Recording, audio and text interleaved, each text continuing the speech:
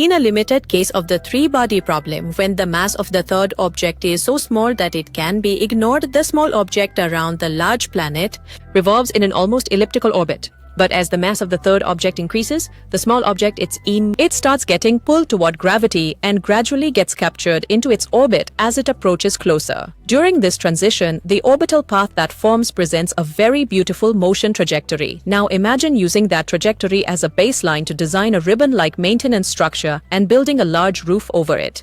Then you get a flowing space-oriented architectural form. On this roof, you can place more celestial bodies. Some can be used as skylights and some as... To make the architectural space more engaging as an open plaza, you can create a sloped outdoor ramp on the outer edge of the building that takes visitors to the spherical plaza located on the roof. So, congratulations, you have designed the Shanghai Planetarium. The design of this planetarium is based on physics, takes inspiration from the classic three-body theory. It transforms the gravitational interactions between celestial bodies and their complex motion paths into architectural form. Like and subscribe for more knowledgeable videos.